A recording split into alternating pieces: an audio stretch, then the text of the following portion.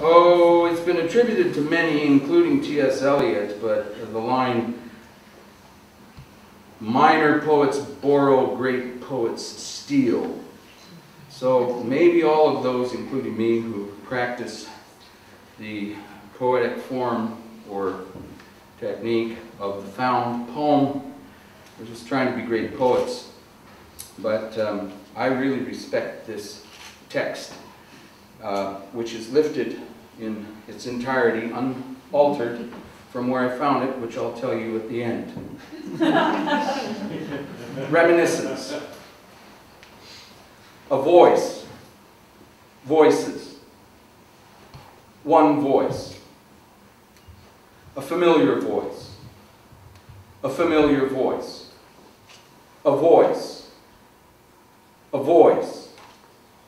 A voice. A voice. Familiar music.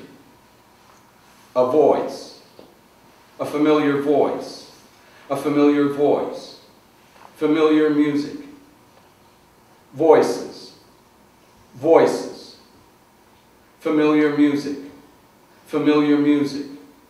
Familiar music. Familiar music. Familiar music. Familiar voice. Familiar music. Familiar music. Sound of feet walking. Familiar voice. Voices. Music. Voices. Familiar sound. A voice. A voice. Voices. Voices. A voice. A voice. Music. A voice. Familiar voice. Familiar voices. Dog barking. Music. A voice. Familiar voice. A voice. Familiar voice. Familiar voice. Familiar music. A voice. Voices.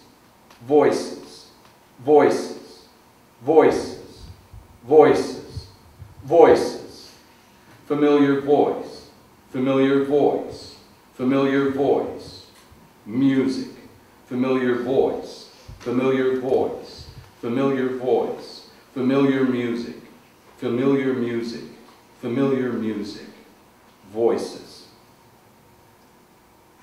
From a caption to a figure in Wilder Penfield and P. Perot's The Brain's record of visual and auditory experience, as found on a page in Oliver Sacks' The Man Who Mistook His Wife for a Hat.